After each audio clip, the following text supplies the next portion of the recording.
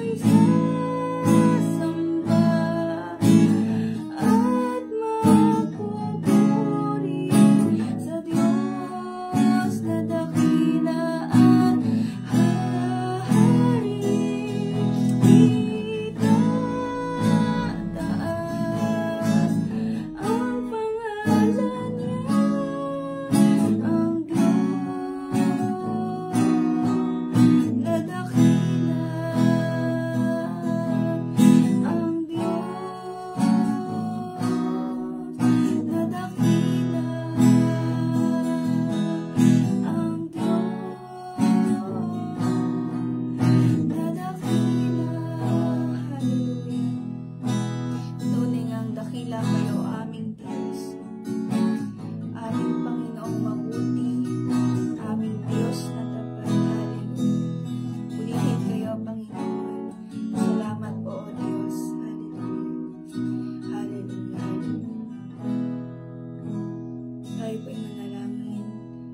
Salamat po sa inyo, aming Ama, sa umagang ito, sa patuloy, Panginoon, na biyaya ninyo na aming nararanasan, Panginoon.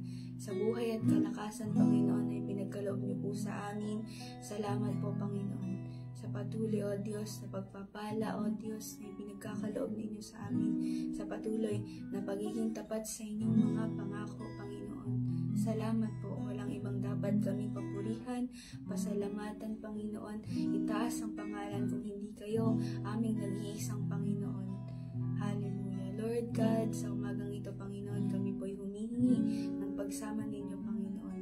Higit ng inyong banal na Espiritu, O Diyos, na patuloy na magturo sa amin, Panginoon, sa gagawin ng bawat isa, Panginoon, sa gagampanan, higit, Panginoon, ng inyong lingkod na gagamitin, Panginoon, upang tagapagsalita ng inyong mga, upang maging tagapahayag, Panginoon, ng inyong mga salita. Marapat po, Panginoon, natulungan po ninyo siya na patuloy, Panginoon, na magawa ang inyong kalooban, patuloy na maitaas ang inyong pangalan, at patuloy na kayo, Panginoon, ang siyang palaging masunod, Panginoon, sa kanyang buhay, Panginoon.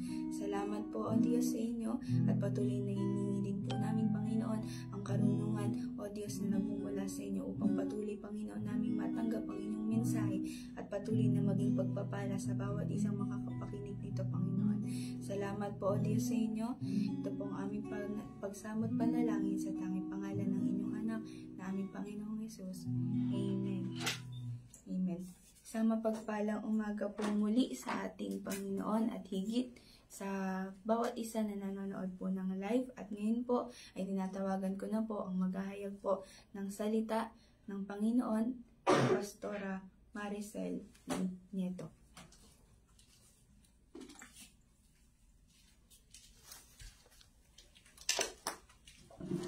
Magandang umaga po sa Panginoon at sa inyo po na mga nanonood. At ngayon po sa pag-aaralan po natin ng ating salita ng Diyos, ako lang din po ay magbibigay po ng testimony po para sa Panginoon kung paano po ako nakakilala sa Panginoon. At meron mga po akong isang verse po na babasahin dito sa Roma po chapter 12 verse 2. Huwag kayong makiayon sa takbo ng mundong ito, sa halip hayaan ninyong baguhin ng Diyos ang inyong pag-iisip upang maunawaan ninyo ang kanyang kalooban. Sa gayon, magagawa ninyo kung ano ang mabuti, kalugod-lugod at ganap sa kalooban ng Diyos. Marahil po sa bawat isa po sa atin ay nakakaranas po ng mga pagsubok na ating napagdadaanan. At ganun din naman po ako bilang isang ina po. Ako po ay nagnais po na mangibang bansa upang mabigyan po ng magandang buhay ang aking pong mga anak. Subalit sa kaisipan ko po na yon ay doon ko po napatunayan na mali po yung aking naisin. Dahil noon pa po na way back 2017-18 po nang ako po ay makakilala mismo dito po sa devotion po na ito na sa pamamagitan po ng ating yumaong Pastor Paul ay doon po ako nakakilala sa Panginoon at naghumit po ng buhay sa paglilingkod sa Kanya. So, balit dumating po ang mga time at ako po ay nakapag-aral din po sa Bible School at gumraduate po ng 2021 at doon po ay sinubok po yung aking pananampalataya sa Panginoon dahil po nagnais po ako na makatulong sa aking asawa at para po sa aking mga anak sa kanilang kinabukasan. Ako po ay nagnais po ulit na mag-abroad. At doon po napatunayan ko na ang kalooban po ng Diyos ay hindi doon sa kung ano po yung nais po natin. At doon ko po, dito po sa sinasabi na ito, huwag kayong makiayon sa takbo ng mundong ito. Nandun po ako sa realidad bilang isang ina na gusto ko pong mabigyan ng magandang buhay ang aking anak.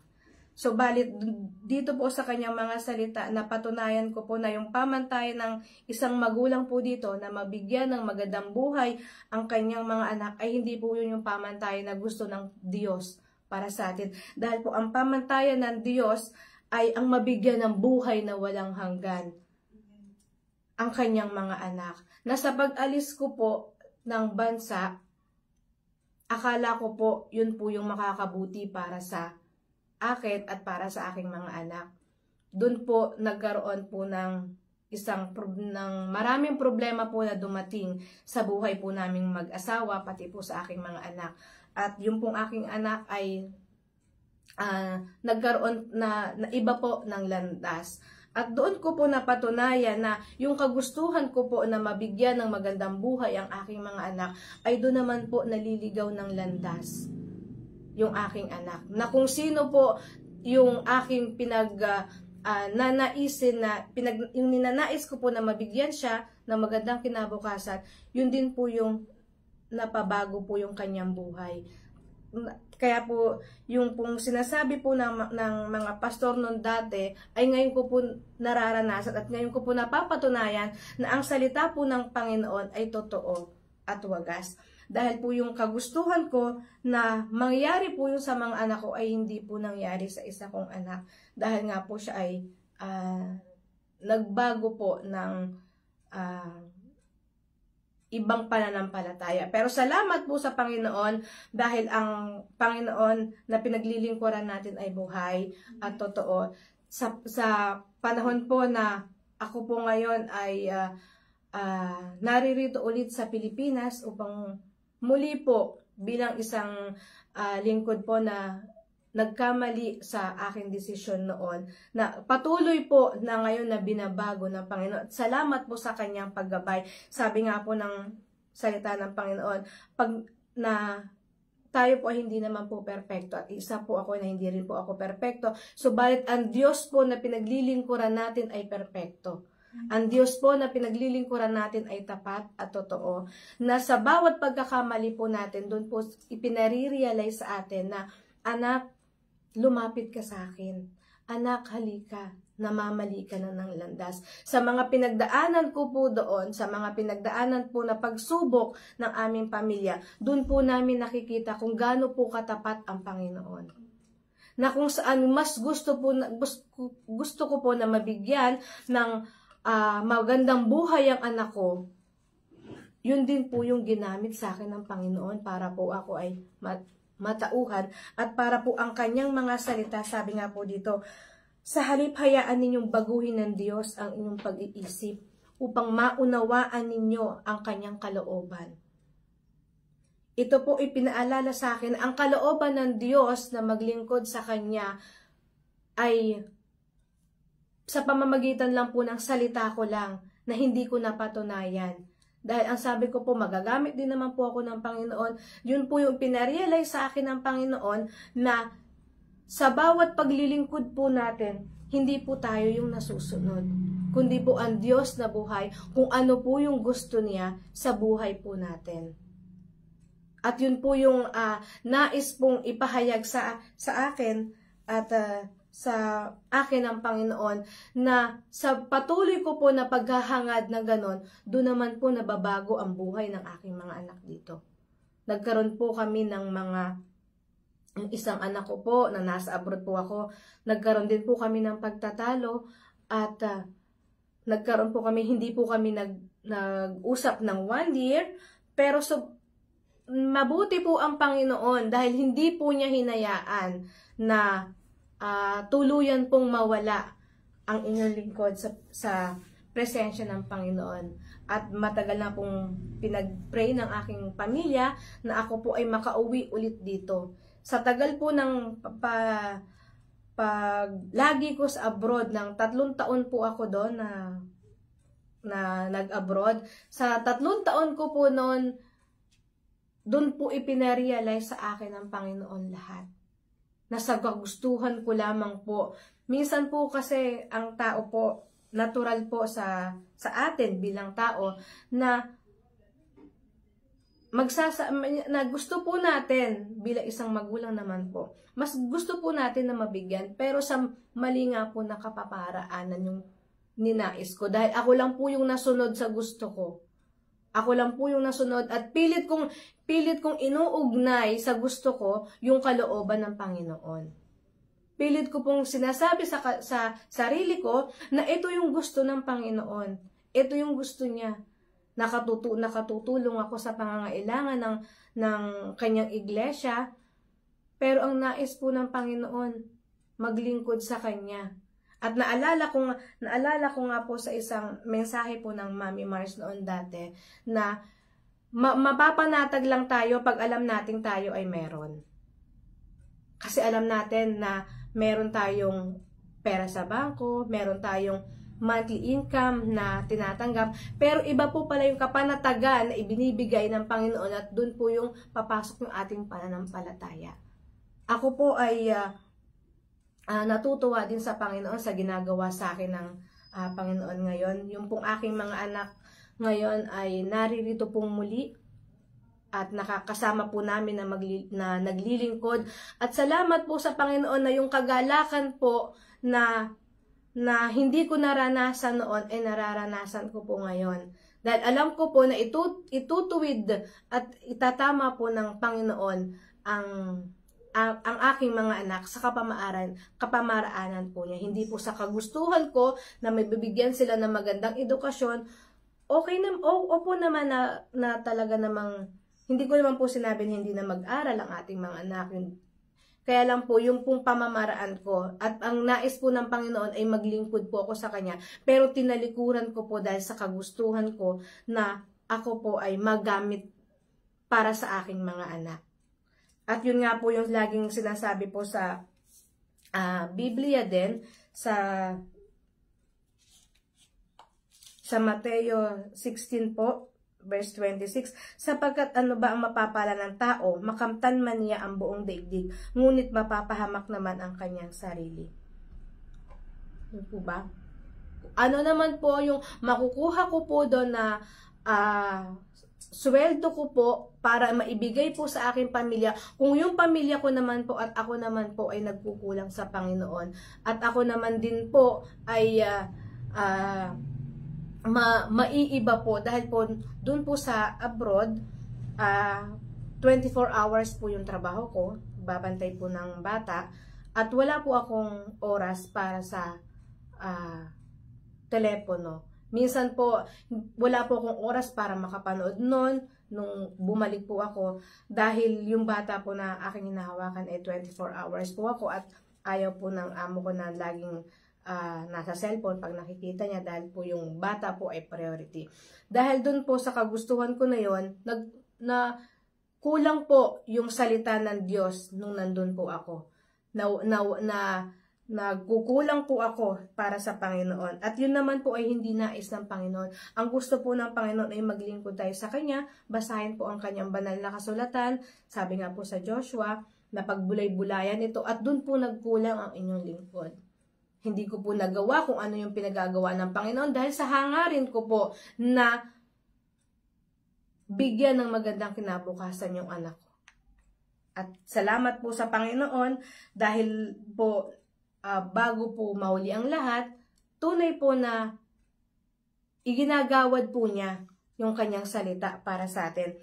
At lagi na nga pong binabanggit ng Biblia sa ating lahat yung Kawikaan chapter 3 verse 5 po.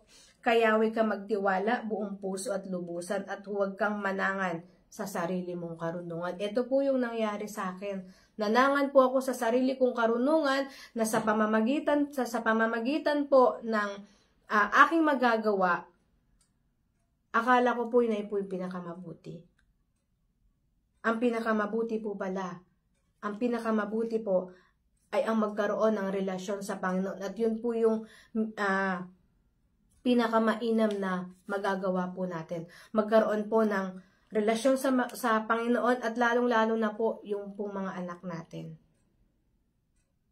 Na hindi po natin kayang ibigay kung tayo po mismo na bilang lingkod ay nagkukulang.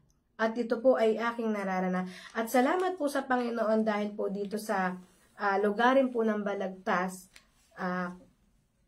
kami po ay nagagamit. At loobin po ng Panginoon na tulungan po kami palagi ng Panginoon, pangunahan po kami palagi ng Panginoon upang maisagawa po ang kanyang layunin sa buhay po ng bawat isa. At ako nga po ay nagpapasalamat talaga ng lubos. At ang aking pong mga anak ngayon ay naririto, nagagamit po yung isa kong pong anak na umawit kanina. Salamat po sa Panginoon. At hindi po talaga nawawalang saysay pag tayo po ay naglingkod ng tapat sa Panginoon. At ang pangarap ko po noon dati ay bilang makamundo ay magkaroon ng ganito, ganyan. Pero ngayon po ang nais ko lang po ay wala po tayong ibang maipamamanang lubos na mabuti sa ating mga anak, kundi po ang magkaroon po ng pananampalataya at magkaroon po ng relasyon sa Panginoon. Mabuild po yung relasyon ng ating mga anak sa Panginoon. At yun lang po yung bilang isang ina, yun lang po yung pinapangarap ko po para sa aking mga anak. Makasama po sila sa paglilingkod at magamit po ang aming buong pamilya. Kaya nagpapasalamat din po ako sa aming Pastor Joel dahil hindi po nagsasawa na gumabay po nung ako po ay nasa abroad po. Maraming salamat po sa buhay ng kanyang pamilya. At tunay nga po na sa mga pagsubok po na ating pinagdaraanan, hindi man po pare-pareho ang ating mga pinagdaraanan, pero iisang Diyos lang po yung nagtatagumpay para sa atin. Iisang Diyos lang po yung tumutulong upang tayo po ay mabago po yung ating mga pananaw. Upang ang kanyang mga salita po ay ating magamit sa pang-araw-araw po nating buhay. At yun nga po ang nakatutuwa sa Panginoon, na sa kanyang mga salita makikita po talaga natin yung ating pagkakamali. At sabi nga po sa kanyang mga salita, pag tayo po ay nabibigatan, sa kanya lang po lumapit. Na yung kagulumihanan ko po noon kung ano ang gagawin ko para sa aking mga anak, mas mainam po pala na turuan sila na lumapit sa Panginoon at magkaroon po ng relasyon sa kanila. At yun po yung isang pinaka magandang maibibigay po natin sa ating mga anak. Na makakilala po at sila rin po ay mabuild yung kanilang pananampalataya sa Panginoon. Mabuild po yung kanilang pananampalataya na sa lahat po ng pagsubok na susuungin ng ating mga anak, na tayo din po mismo, wala po iba tayong lalapitan kundi po ang Panginoon. Ang Panginoon po na may gawa ng langit at lupa, ang Panginoon po na laging nandyan para sa atin. Na minsan po tayo lang po talaga yung nagkukulang. Mismong ako po na lingkod ninyo ay nagkulang sa Panginoon, at hindi po ako nahiyang aminin yun dahil yun po yung katotohanan. Na nagkamali po ako, nagkulang po ako sa Panginoon, at mas ninais ko po noon na yung sarili ko lamang yung masunod ko. Pilit kong inilalagay yung salita ng Diyos. Pero ang gusto po ng Diyos, tayo po yung magpasakop sa Kanya. Hindi po yung Diyos po yung ipipilit nating isama dun sa kung ano po yung nais natin. Yun po kasi yung naranasan ko, na pilit ko pong inuugnay na ito yung kalooban ng Diyos, ito yung gusto niya, na magamit din ako doon. Subalit ipinakita po rin sa akin ng Panginoon na, anak, unahin mo muna yung mga anak mo bago ang iba. Na mabuild muna yung pananampalataya ng aking mga anak bago po ako magamit sa iba. Kaya salamat po sa kanyang mga salita na patuloy po niya akong tinuturuan. Na patuloy po na yung kanyang mga salita ngayon ay amin pong nararanasan, na tunay po at wagas. Kaya po sa bawat isa po sa atin na meron pong sitwasyon na mga pinagdadaanan, ipagkatiwala po natin sa Panginoon. Kung sabi nga po sa kanila, huwag tayong matakot. Dahil alam natin ang Diyos na buhay ay kasama natin at pangungunahan tayo sa lahat ng ating gagawin. Kaya po encouragement lang po sa lahat na patuloy po tayo na magtiwala sa kanyang mga salita. Magtiwala po tayo sa isang Diyos na buhay. Na huwag po tayong manangan sa ating mga sarili lamang. Nasa kung ano po yung kagustuhan natin. Alamin po natin kung ano yung kalooban ng Panginoon. Sabi nga po sa binasa natin sa Roma. Na huwag kayong makiayon sa takbo ng mundong ito. Sa halip, hayaan ninyong baguhin ng Diyos ang inyong pag-iisip upang maunawaan ninyo ang kanyang kalooban. Sa gayon, magagawa ninyo kung ano ang mabuti, kalugod-lugod at ganap sa kalooban ng Diyos. Kaya po maraming salamat po sa inyong lahat at loobin po ng Panginoon na patuloy po na tayong samahan sa lahat po ng ating gagawin. At sa bawat pagdilat po ng ating mga mata, hilingin po palagi natin yung kanyang pangunguna. Lagi ko po kasi sinasabi nun, Lord, samahan ninyo po ako. Pero pinaisip po sa akin ng Panginoon na pag sinamahan lang po tayo, parang ako pa rin po yung nasusunod. Kaya po ngayon pa, ayoko nang sabihin na samahan ako. Ang lagi ko pong gusto naisin sabihin Lord, pangunahan ninyo ako. Kasi pag sinamahan lang po ako ng Diyos, parang yung sarili ko pa rin yung po yung naging revelation sa akin pag ay kong sinasabi na Lord, samahan niyo po ako. Para po yung tao, pag sinabi po natin na, uy, samahan mo naman ako sa ganito. Parang yun lang, samahan lang po, kasama lang po siya. Pero ako pa rin po yung nasusunod kung saan pupunta. Pero po, doon po nagkaroon sa akin ng revelasyon ng Panginoon na palagi ko pong sabihin ay, Lord, pangunahan ninyo ako sa aking gagawin. Huwag niyo lang po akong samahan. Pangunahan ninyo po ako. Kasi po lagi ko pong sinasabi noon, Lord, samahan ninyo po ako. Yun yung naging revelasyon po sa akin na sa patuloy ko pong laging sinasabi na, Lord, samahan ninyo po ako rito.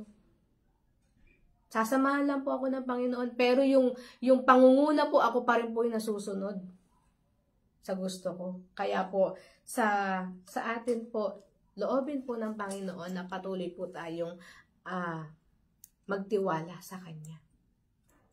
Na patuloy po na ang Diyos po yung manguna po para sa ating lahat. Kaya maraming salamat po. Tayo po ay manalangin. Amang Diyos na dakila, banal, at tapat. Maraming salamat nga po, Panginoon, sa umagang ito. Sa inyo pong mga salita na naihayag po, Panginoon, sa umagang ito, maging kalakasan po ito, Panginoon, ng bawat isa sa amin. Patuloy nyo nga po kaming pangunahan, Panginoon, sa lahat po ng aming gagawin. Ano man po ang naisin namin, Panginoon, patuloy po namin itong ipagkatiwala po muna sa inyo at ipanalangin, Panginoon. Kayo po, Panginoon, ang masunod sa buhay po namin ng Ama. Ano man po ang mga sitwasyon na pinagdaraanan po, Panginoon, ng bawat isa. Patuloy po ninyo, Panginoon, pagtagumpayin sa tulong at habag po ninyo, Panginoon.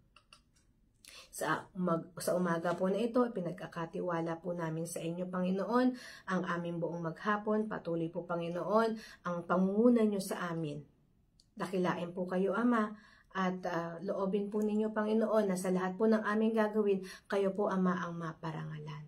Luwalhatiin po kayo, Panginoon. Sa inyo po ang pinakamataas na papuri at pasasalamat sa tanging pangalan ni Jesus.